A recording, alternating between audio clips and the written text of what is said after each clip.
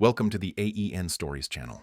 Let's dive in, because this story has been clawing at me 4 months, a truth I carried like a stone in my chest, heavy and unyielding, until I finally set it down to breathe again. It wasn't a loud betrayal, no lipstick smudged on a collar like in some Moore film, no hotel receipts fluttering from a carelessly left wallet, no late-night phone calls that jolted me awake with suspicion. It was a scarf, a soft, navy blue cashmere scarf with tiny embroidered stars, left draped over the arm of our living room couch one Thursday evening. Dada Leela rushed out for what she called a work event. We'd been married for 9 years. Leela and I, the kind of couple who seemed solid to the outside world. Good careers, me as a civil engineer designing bridges. My days spent calculating load-bearing capacities in a quiet office. Her as a fundraiser for a local non-profit, always charming donors with her quick wits and infectious laugh.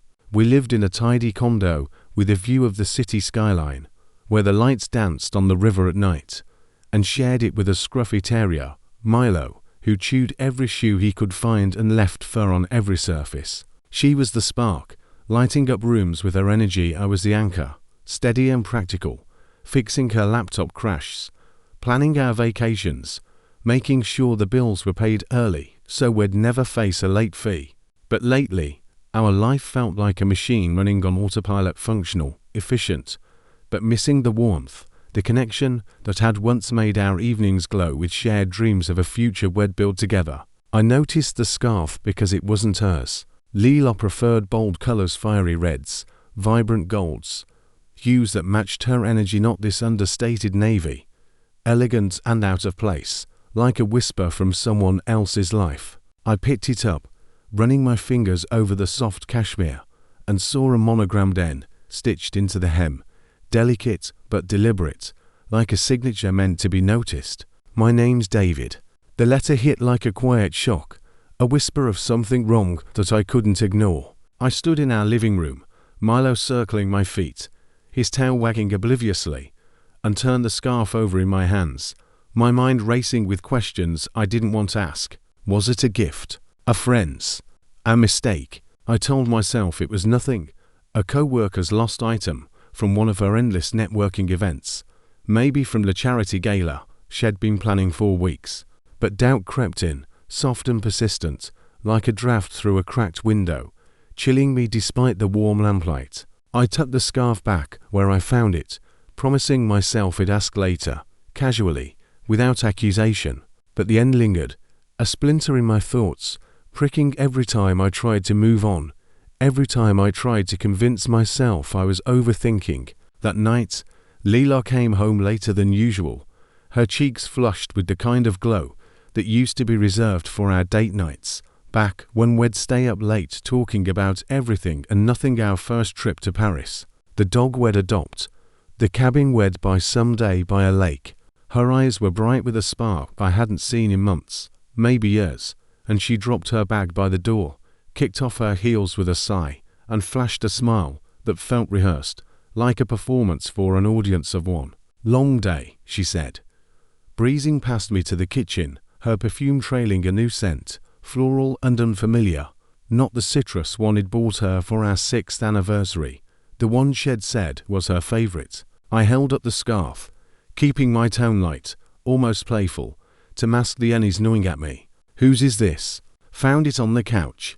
Her smile faltered, just a fraction, a flicker so quick I've missed it if I hadn't been watching closely, studying her like a blueprint for a bridge I wasn't sure could hold weight. "Oh, probably from the office," she said, laughing too quickly, the sound sharp and brittle. "Someone must have left it at the gala prep meeting last week." She took the scarf, folded it with deliberate care, and tucked it into her bag, changing the subject to a donor who'd been particularly demanding, rattling off details about a sponsorship deal with a 4 Cs. But her laugh was too sharp, too practiced, like a note played slightly off-key on a piano we hadn't tuned in years, and it echoed in my mind long after she'd gone to bed, leaving me standing in the living room, staring at the couch, Milo's soft snores the only sound, the scarf's absence louder than its presence had been. The next day, I couldn't shake it. The laugh, the new perfume they swirled in my head, a storm of questions I didn't want to face, but couldn't ignore. While Leela was at a donor lunch, I did something I'd never done before. I searched her bag.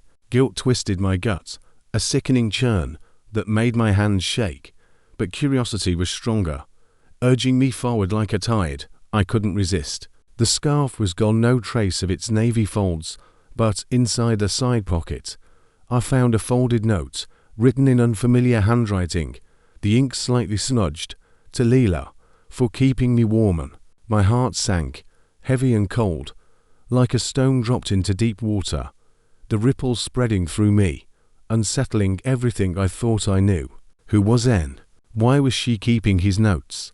Was this a flirtation, a gift, or something more? I photographed the note with my phone, my hands trembling so badly I had to steady them against the counter, and put it back exactly as I'd found it, my pulse loud in my ears, drowning out Milo's curious whine as he nudged my leg. That evening, over a dinner of takeout Thai, the kind we used to share with laughter and chopstick wars, she was distracted, her phone buzzing incessantly on the table, its screen lighting up with notifications she didn't let me see. Work stuff, she said, angling the screen away, her fingers flying across it with purpose, her eyes avoiding mine. I nodded, forcing a smile that felt like a mask, but the knot in my chest tightened, a pressure that wouldn't ease, like a bridge under too much strain, creaking before the collapse.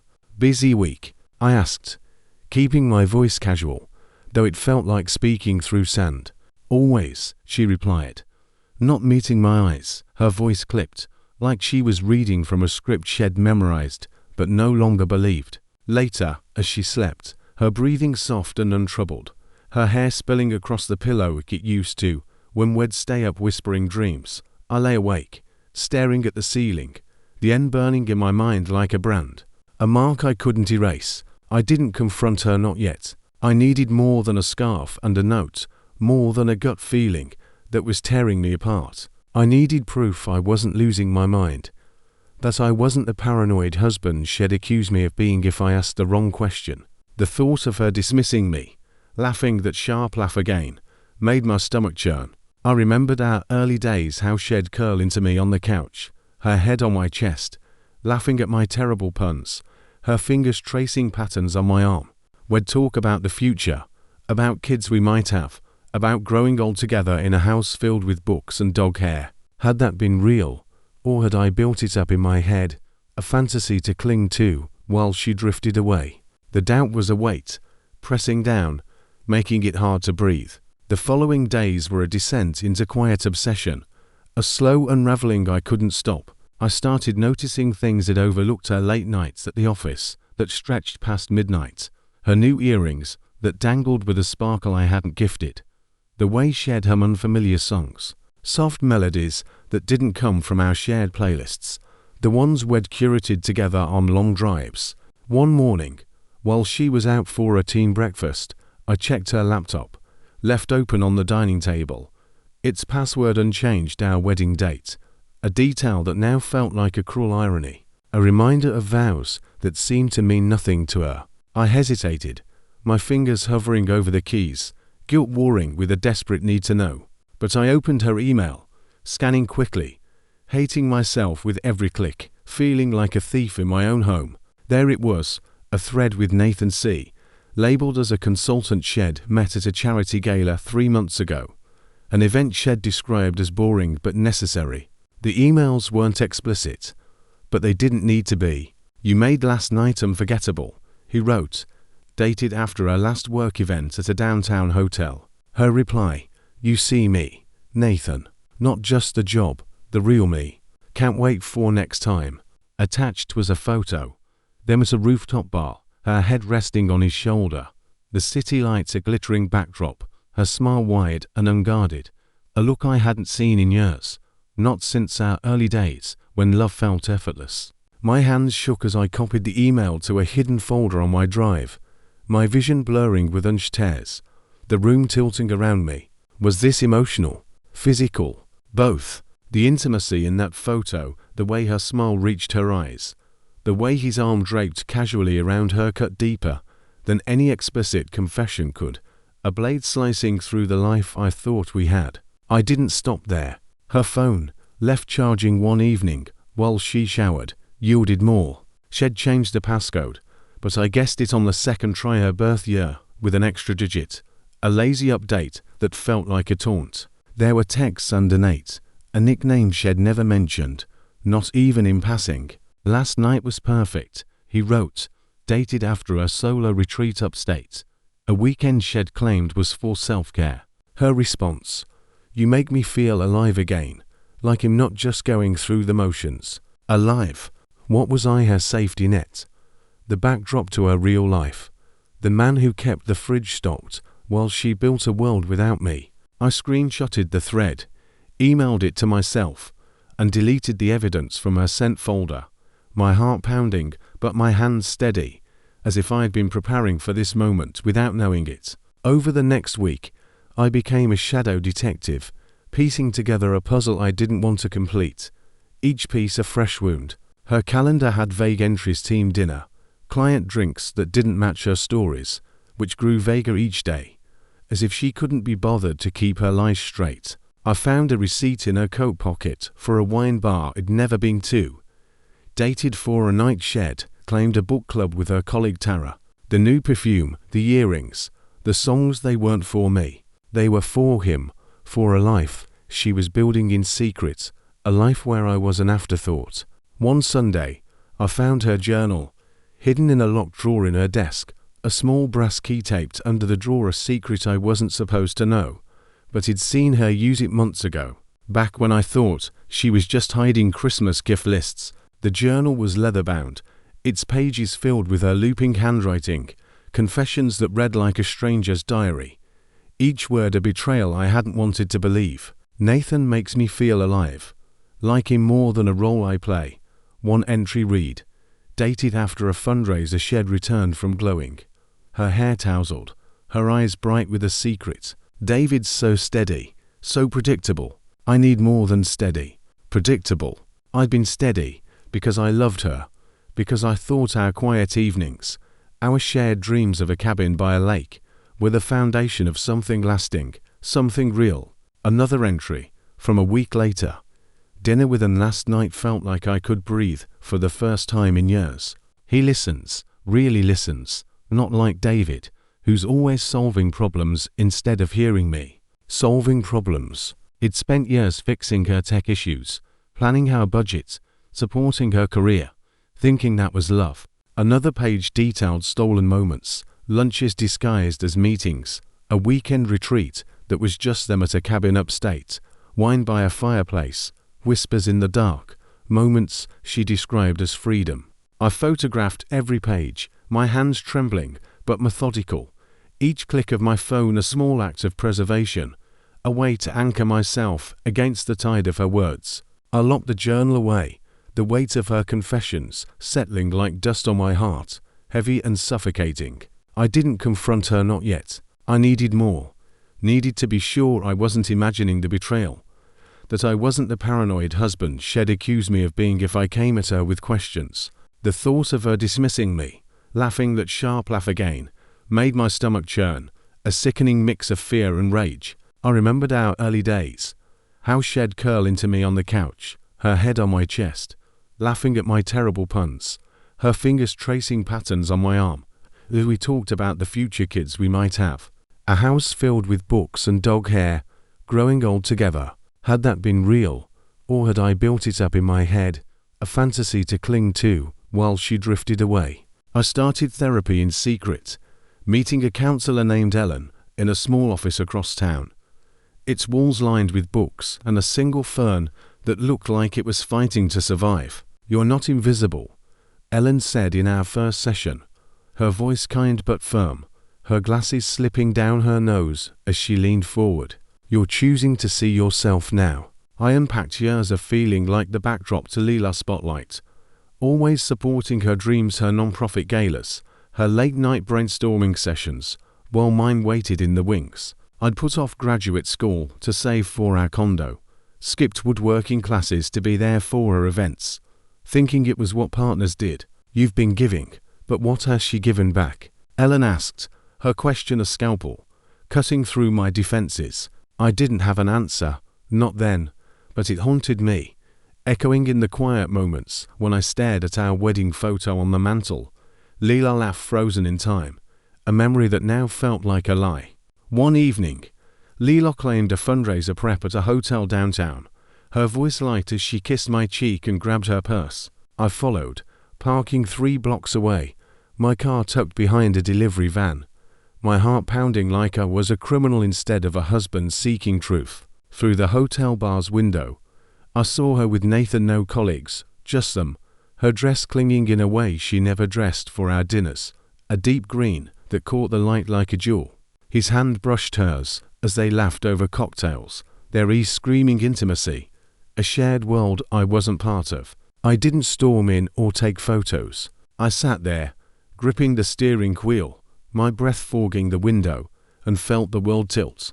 This wasn't a fling, it was a parallel life, one Shed built while I was busy keeping ours together. I drove home, Milo greeting me with a wagging tail, his innocence a stark contrast to the fracture in my world. The betrayal wasn't just the possibility of sex, though I suspected that too. The journal hinting at nights I couldn't bear to imagine it was the emotional theft, giving Nathan the parts of her I thought were ours, her wit, her warmth, the way she'd tilt her head when listening, a gesture that used to make me feel seen, now offered to someone else like it never existed. The pain wasn't sharp like a cut, it was dull, a bruise spreading under my skin, making every moment heavier, every memory suspect. I started noticing more, the way she'd check her phone before bed, angling it away even when I was half asleep, the new lipstick she wore to meetings, a shade too bold for her office, the way she'd stopped asking about my day, as if my world was irrelevant to hers. I went to a community book club we'd both joined years ago, hoping to feel normal, to reclaim a piece of myself. The group met in a cozy library, its shelves packed with worn paperbacks, the air smelling of coffee and old books. I sat quietly, listening to discussions about The Great Gatsby, but my mind wandered to Leela, to the scarf, to Nathan. Tara, her colleague and friend, was there, chatting about symbolism while sipping chamomile tea. Afterward, I pulled her aside, my voice low. "Does Leela seem different to you?" I asked, fishing, hoping for a clue without revealing my suspicions. Tara frowned, her brow creasing. "She's been stressed, maybe a bit distant." "Why?" I shrugged, muttering something about work, but her hesitation, the way her eyes flicked away, told me she knew more than she let on. I didn't press, didn't want to tip my hand, but the interaction stayed with me. Another piece of the puzzle. I didn't scream or break things. I planned, methodically, over 10 days, each step a quiet rebellion against the life I was losing. I opened a new bank account, redirecting my paycheck to untangle our finances, a process that felt like unraveling a tapestry we'd woven together. I rented a storage unit in a nondescript lot outside town, moving boxes at night while Leela slept, her soft snores a cruel contrast to my unraveling heart. I scanned documents, our lease, tax records, even our marriage certificate. Its ink faded, but still binding, saving them to a secure drive, a digital archive of a life I was leaving behind. I packed slowly, clothes folded with care, books I'd loved since college, Milo's toys and bed, each item a small goodbye. The framed photo from our Hawaii honeymoon, where she'd laughed in the surf, her arms around me as the sun set, went into storage, not because I couldn't bear it, but because I didn't want her to have it, to hold on to a piece of me she'd discarded. I wanted her to feel my absence, not my anger, to wake up to a house that no longer held my echo, a space as empty as it felt 4 months. The night I left, Leela was at another work dinner, her voice bright as she called out a goodbye, promising to be back by 10. I worked quickly, stripping the condo of me. No shoes by the door, no jacket on the hook, no coffee mug in the sink, no trace of my daily routines. I unplugged my charger, packed my laptop, even took the dog-eared novel I'd been reading on the nightstand the road, its pages worn from my hands. The walls, once lined with our photos us hiking in Colorado, laughing at a friend's wedding, kissing under a street lamp were bare, only nail holes remaining, like scars of a life erased. I left one thing, a USB drive on the kitchen counter, with a recorded message, my voice calm but resolute, recorded in the quiet of 2 a.m. The night before. Leela. I know about Nathan, the scarf, the emails, the journal. I'm not here to fight or beg. I'm just done being invisible. You'll find my things gone. I hope you find what you're looking for, but it won't be with me. I took Milo, his leash jingling softly, locked the door, and drove to a motel an hour away, the city lights fading in my rear view, the hum of the highway a lullaby to my fractured heart. I felt no triumph, only a hollow relief, like setting down a weighted carried too long. I parked 2 blocks from the condo to watch, needing to see her reaction, to know if my absence registered in her curated world. At 10:03 p.m., her car pulled into the driveway, her silhouette in that emerald dress from the gala. The one Shed said was just for work, its fabric catching the streetlight's glow. Nathan's car idled briefly before speeding off, its taillights a red blur in the dark. She walked in, carefree, her heels clicking, then froze in the doorway, her posture stiffening as if Shed sensed the void before seeing it. I saw her call my name once, twice, 3 times, her voice rising, then falling into the silence, a sound swallowed by the empty house. She flipped on lights, her bag hitting the floor with a thud as she noticed the empty walls, the missing coat, my side of the closet bare. She opened the fridge, found my labeled leftovers gone, my half of the lasagna, the craft beer I liked, even Milo's food bowl missing. Her hand went to her mouth, but she didn't cry, just stood there, staring, as if waiting for me to walk back in with a laugh, saying it was a prank, that I'd never leave her. I didn't. I drove back to the motel, its flickering neon sign buzzing like a heartbeat, and sat on the stiff bed, Milo curled beside me, his warmth a small anchor. I wondered if he'd made the right choice, or just burned my life to the ground, the question looping in my mind like a song I couldn't stop humming. By morning, I expected her phone to light up, mine texts, calls, voicemails begging for answers, pleading for me to come back, promising to explain. Nothing. Just one text at 11:57 p.m. David, where are you? What's happening? No panic, no tears, just mild confusion, as if I'd misplaced myself like a lost key, an inconvenience to her evening script. It crushed me, not because she didn't beg, but because she didn't seem shocked, as if she'd always known it'd fade eventually, that I was temporary, a placeholder until something better came along. Someone who made her feel alive in ways I apparently couldn't. I didn't reply. I sat in the motel, sipping coffee that tasted like ash, staring at the peeling wallpaper, its faded floral pattern a mockery of the life I'd left behind. Had I been the fool all along, believing in a love Shed outgrown years ago?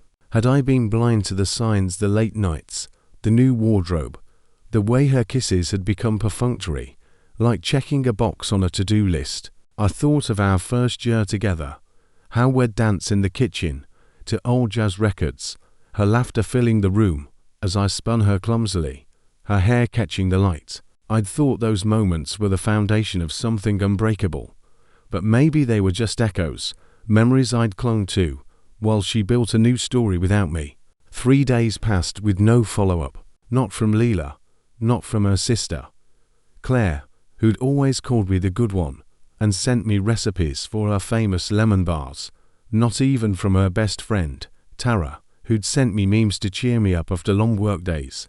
Her texts a lifeline in our busier years. The silence was deafening, a confirmation Shed moved on long before I packed my bags, that I'd been a ghost in my own marriage long before I left. I spent those days in a fog, walking Milo along the motel's cracked parking lot, his tail wagging despite the upheaval, his trust in me a small comfort. I called my brother, Mark, who lived across the state, his voice steady as he listened through my halting explanation, the words spilling out in a rush. "You're not crazy, David," he said, his tone firm, like he was anchoring me from miles away. "You saw what you saw. She made her choice, and it wasn't you. You don't owe her your pain."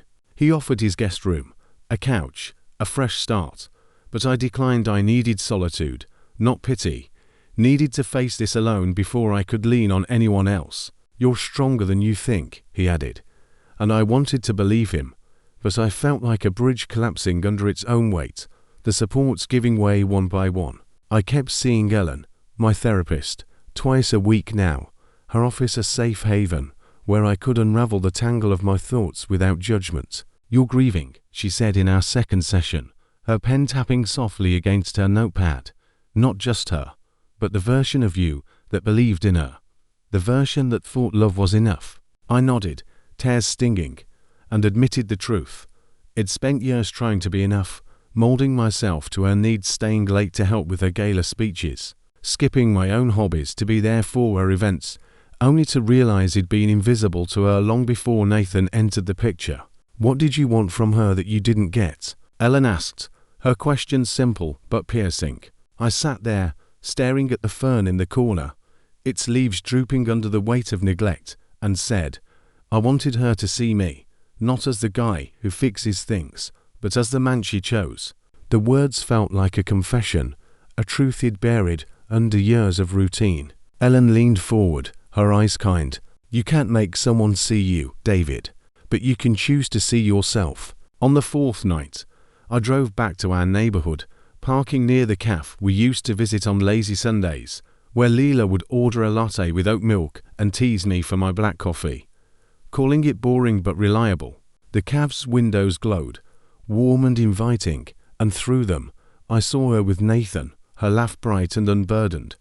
The navy scarf is scarf draped around her neck like a trophy, its stars catching the light. They sat close, his hand grazing her arm, her eyes sparkling in a way they hadn't for me in years.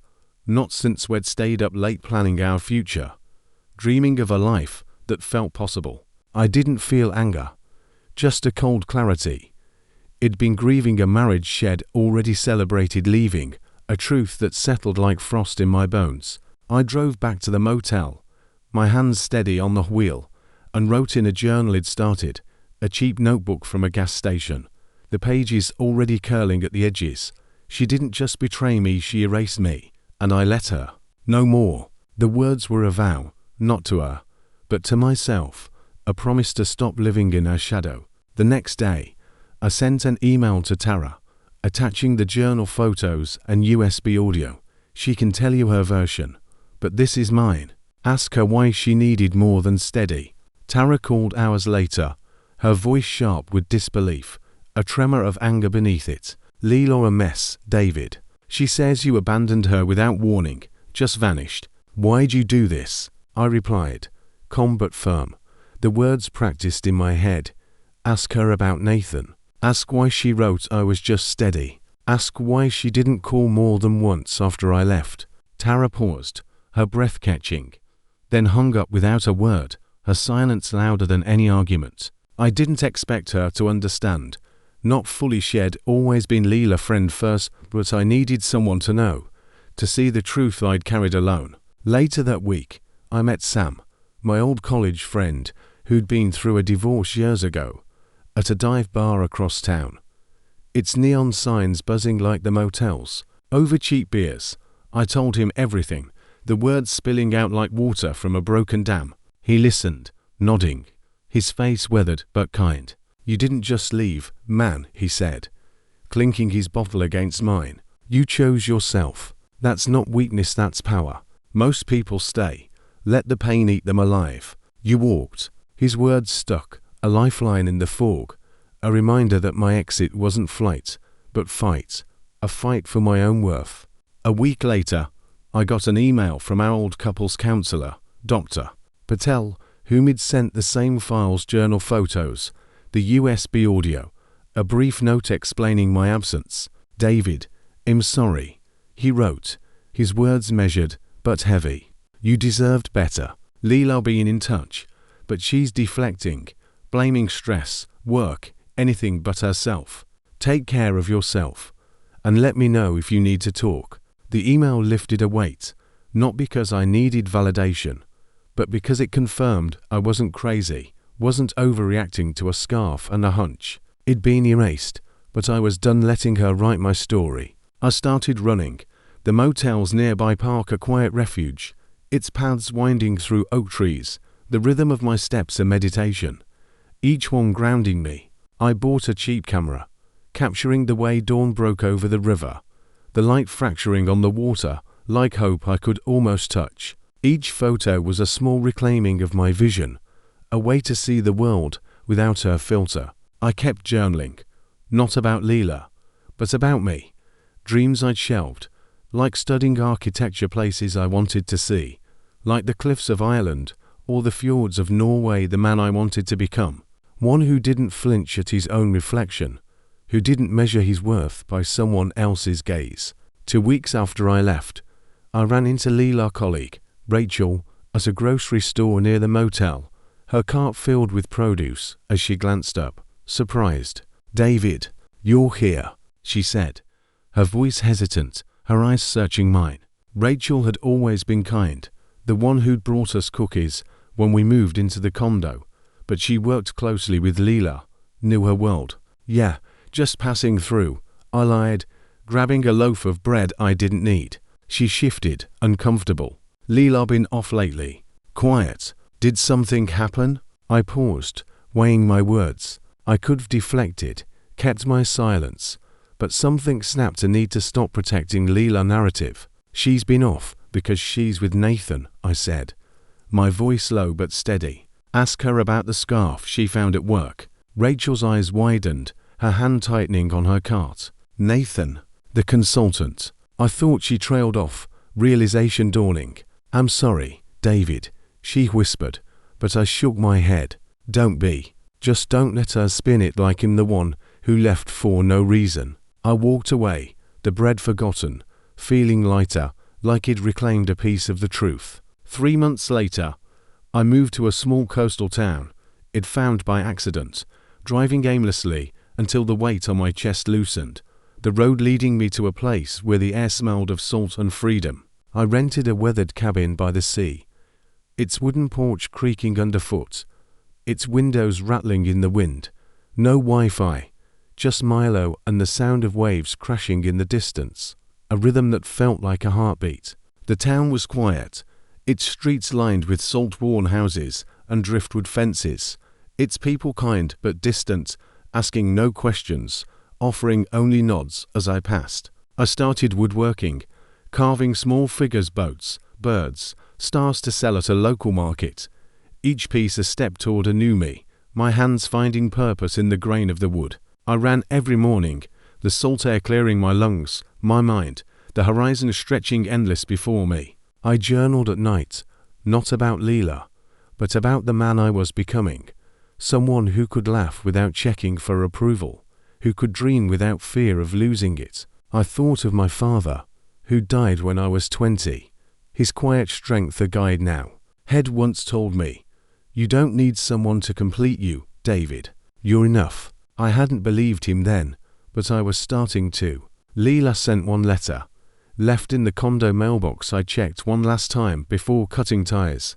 My final trip to the city, a quiet goodbye. No real apology, just, "I didn't mean to hurt you, David.